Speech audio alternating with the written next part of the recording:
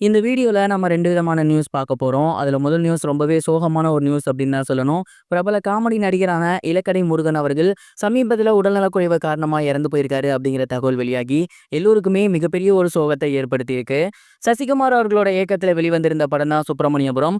இந்த ஒரு படம் ரசிகர்கள் மத்தியில மிகப்பெரிய ஒரு வரவேற்பு பெற்றிருந்துச்சு.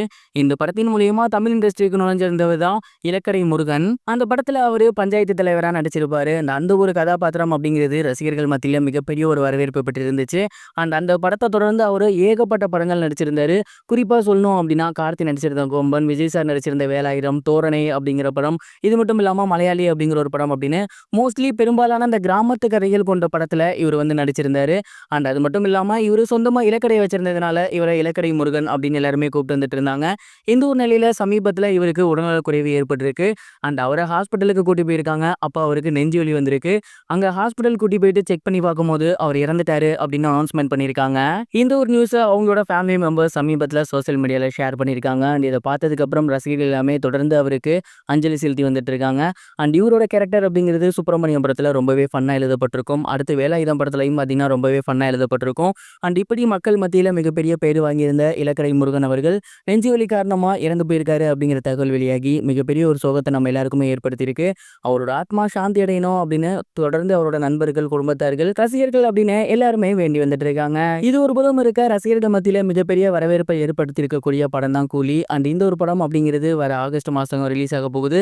இந்த படத்துக்கு ரசிகர்கள் மத்தியில மிகப்பெரிய வரவேற்பு இருக்கு.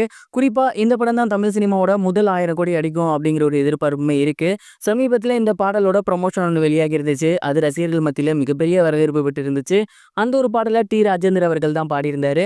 தொடர்ந்து அந்த பாடலோட ஃபர்ஸ்ட் சிங்கிள் கூடிய சீக்கிரமே ரிலீஸ் ஆக போகுதாமா. ரஜினிகாந்த் அவர்களும் சரி, டி ராஜேந்திர அவர்களும் சரி கிட்டத்தட்ட பல வருஷமா இந்த ஒரு தமிழ் இண்டஸ்ட்ரியில இருந்து வந்துட்டு இருக்காங்க. ஆனா இருப்பினும் அவங்க 2 பேரும் ஒன்னா சேர்ந்து எந்த ஒரு படமும் ஒர்க் பண்ணது கிடையாது. அப்படி இருக்கையில பல வருடங்கள் கழிச்சு ரஜினிகாந்த் சாரோட படத்துல டி ராஜேந்திர அவர்கள் பாடியிருக்காரு அப்படிங்கிறது ரொம்பவே மிகப்பெரிய ஒரு விஷயமா பார்க்கப்பட்டு வந்துட்டு இருக்கு. மேலும் அவரோட பாடலுக்கு சூப்பர் ஸ்டார் ரஜினிகாந்த் அவர்களோட நடன அசைவு அப்படிங்கிறது ரொம்பவே நல்லா இருந்துச்சு. ஸோ முழுசா அந்த பாடல் வரும்போது அது எப்படி இருக்க போகுது அப்படிங்கிற எதிர்பார்ப்பு இப்பவே இருக்கு. சமீபத்தில் கூட சூப்பர் ஸ்டார் ரஜினிகாந்த் அவர்களை டி ராஜேந்திர அவர்கள் சந்திச்சிருந்தாரு. சமீப காலமாவே தமிழ் சினிமால டி ராஜேந்திர அவர்களோட ஒரு சில மொழிகளை வச்சு பண்ற பாடல்களும் சரி, இல்ல அவரு பாடிய பாடல்களும் சரி ரசிகர்கள் மத்தியில மிகப்பெரிய வரவேற்பு பெற்றிருக்கு. அப்படி இருக்கும்போது கூலி படத்துல முதல் பாடல் எப்படி இருக்கு அப்படிங்கறத பொறுத்திருந்து தான் பார்க்கணும். மேலும் கூலி படம் அப்படிங்கிறது தமிழ் சினிமாவில் மிகப்பெரிய எதிர்பார்க்கப்படுற படமா இருக்கு. சமீப காலமாகவே மிகப்பெரிய படங்கள் எல்லாமே மிகப்பெரிய அளவிலான ஒரு தோல்வியை சந்திக்குது. அப்படி பார்க்கும்போது தமிழ் சினிமாவோட அடுத்த பெரிய படம் அப்படின்னா அது கூலி தான். இந்த படம் மிகப்பெரிய வெற்றி பெறுதா இல்ல அதே மாதிரி தோல்வி பெறுதா அப்படிங்கிறத பொறுத்திருந்து தான் பார்க்கணும்.